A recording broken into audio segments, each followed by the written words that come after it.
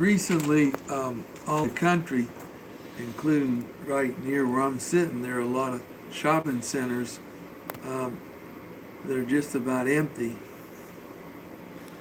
All the stores are empty. Everybody moved out, and then some major tenants moved out.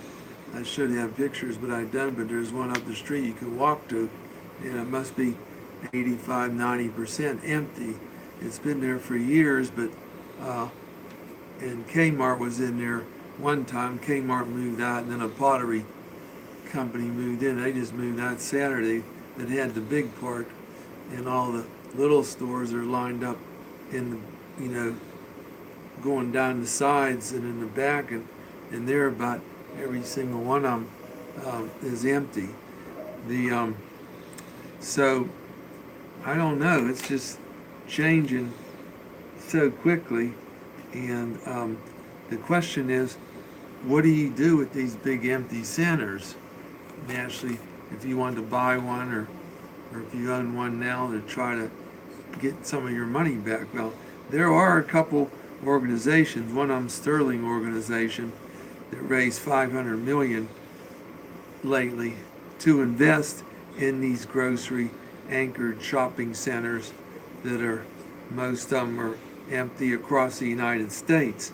And then a L3 Realty Group is another one that have raised money in a retail property fund to buy these centers that are either going under or about ready to close, and then try to bring them back. That's their theory. Or try to sell them and buy them at reduced cost. Now, the thing is, if you're a new owner of a struggling center, what do you do? Sometime you would change the spaces. The stores all moved out because Amazon put them out of business.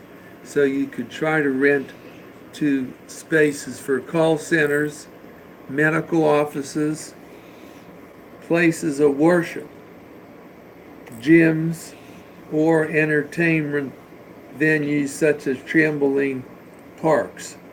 And then a lot of these centers have some spaces on the side, out front, on the side, on both sides, and then in the middle out front, and you can work on those stores. But the they call those standalone stores outside the main mall building, and they can be sold and converted to restaurants, cafes, and even dental centers.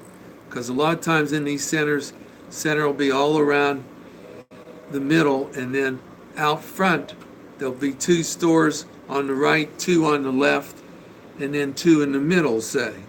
And you can do what I said on those. Now, the also stores such as Sears and J.C. Penney, which we once thought was important tenants because of their ability to grab all the shoppers,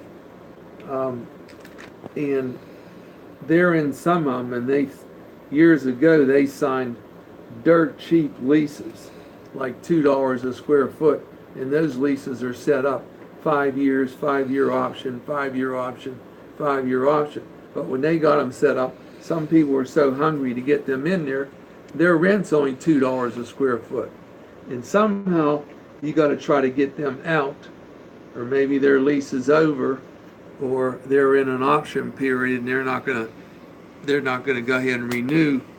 Then you got to try to get new tenants in and try to get rents up to $14 a square foot if you're going to make it and make money out of this and make all your people happy. You cannot rent them at $2 a square foot like they're getting on these old leases. And another way would be to sell part of the mall or strip center to an office developer.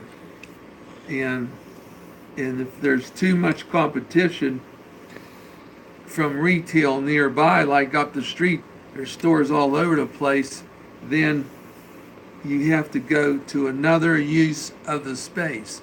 You can't, if Amazon run all these little stores out, you're not going to rent it to another store, and Amazon's going to do the same thing. You sort of have to switch businesses and try to get somebody else in there, like the businesses that I talked about. But there's going to be a big run on these centers, and the price of these centers, especially once they start getting empty, like a lot of them are now, the price is going to go down, down, down, down. So naturally, you can probably buy something at a steal if you know how to buy them, or if you've been in this market. But then you're still wondering, are you going to be able to get a loan from a bank to buy them? Now, these two people I mentioned to start with, they sold stock, and they've been L3 Realty Group raised money in a big fund, and then Sterling Organization raised 500 million, and they're going to use that 500 million to go around the country and buy these centers that are going out. And right where I'm sitting now, I can name you 1, 2, 3 centers like we're talking about, and you could ride a bicycle to them. And all those centers, in my opinion, they're dead. They're just sitting there. They're going out. Nobody will move in. 1, 2, 3. And we can ride a bike to them. So there's 2 more like the one I started talking about at the beginning. But I'm going to keep you posted on this because I'm interested to see what happens. And that's in one of my fields, commercial centers. And I'm interested to see how cheap you can buy these. But even if you can buy them dirt cheap, are they going to sit there empty? You know, what are you going to do? Take pictures?